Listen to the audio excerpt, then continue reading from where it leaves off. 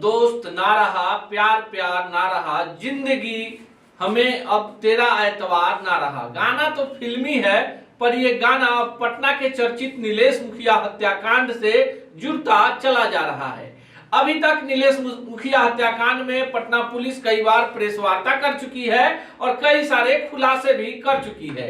मामला अंततः आकर अप्पू राय, धप्पू राय और गोरख राय पर टिक जाता है और पुलिस मानती है कि कहानियों में रोज पात्र भले बदलते रहे, पर मुख्य साजिशकर्ता नीलेश मुखिया के पड़ोसी और उनके प्रतिद्वंदी गप्पू राय, धप्पू राय और गोरख राय ही हैं। नमस्कार, मेरा नाम अनूप नारायण सिंह है। आप बिहार टॉक के डिजिटल प्लेटफॉर्म को देख रहे हैं और जिस खबर को इस वीडियो में हम आपको बताने और दिखाने जा रहे हैं, ये खबर बिहार की राजधानी पटना से जुड़ी हुई है।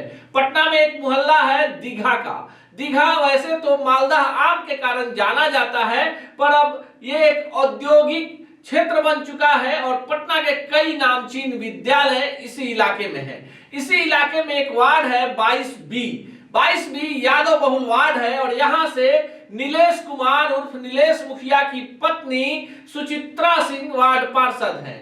नीलेश मुखिया को 31 जुलाई के दिन उनके मोहल्ले से सटे कुर्जी में ही कार्यालय जाते वक्त 7 गोलियां शूटरों के द्वारा मार दी गई। नीलेश मुखिया एक दबंग छवि के नेता थे, भाजपा से जुड़ाव था, कई सारे कारोबार थे।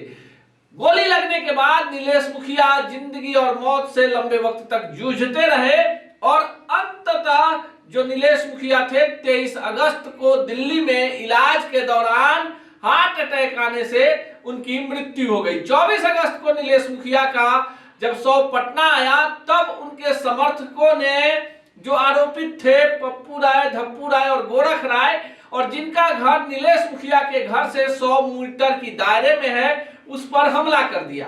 पटना पुलिस तब तक 4 शूटरों को गिरफ्तार कर चुकी थी और पटना पुलिस ने एक कहानी रच दी थी कि ये इस पूरे मामले में पहले तो पुलिस ने कहा कि पप्पू राय, धप्पू राय का कोई हाथ नहीं है, पर पटना के एसएसपी राजीव मिश्रा ने जब पूरी कमान थामी तो उन्होंने कहा कि जो शूटर पकड़े गए हैं उनसे पूछताछ हुई है और इसमें यह बात सामने आया है कि पप्पू राय, धप्पू राय और गोरख राय की संलिप्तता नीलेश मुखिया हत्याकांड में है।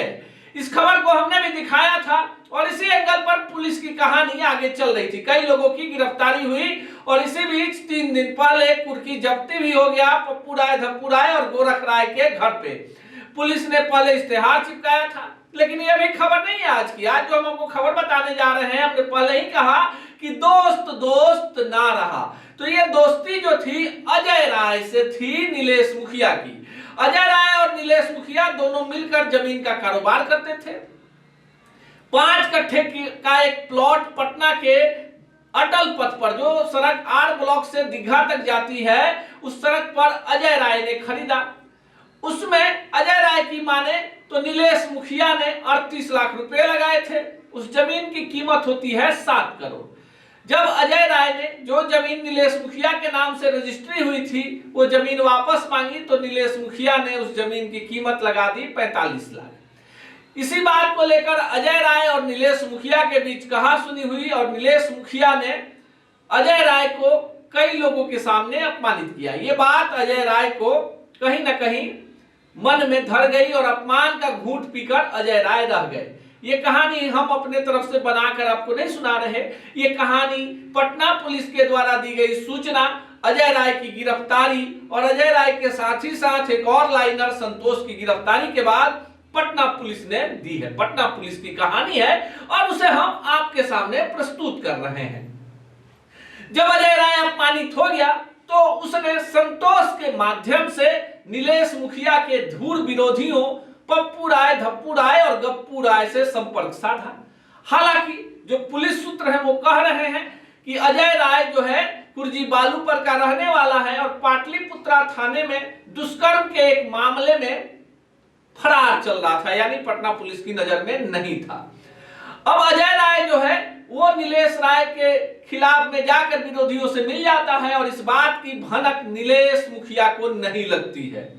शूटर तय होते हैं और उन शूटरों को 25 लाख रुपए देने की एक तयशुदा रकम तय होती है और 25 लाख रुपया पटना पुलिस के रिकॉर्ड के अनुसार पप्पू राय, धप्पू राय और गोरख राय अजय राय को देते हैं, लेकिन अजय राय इसमें भी 20 लाख रुपया मार जाता है और 5 लाख रुपया ही शूटरों को देता है। पुलिस जो कहानी बता रही है उसी कहानी को हम आपके समक्ष रख रहे हैं। हालांकि अजय राय के जो परिजन है वो कह रहे हैं कि झूठ मूठ का फंसा दिया गया है इस पूरे मामले में, और अजय राय का भी रोता हुआ एक वीडियो सोशल मीडिया पर वायरल है। पटना पुलिस की कहानी को आगे बढ़ाते हैं और अजय राय 5 लाख रुपया शूटरों को देते हैं और 20 लाख रुपया रख लेते हैं। शूटर एक बार पूर्व में भी नीलेश मुखिया के मारने का प्रयास करते हैं पर सफल नहीं होते हैं।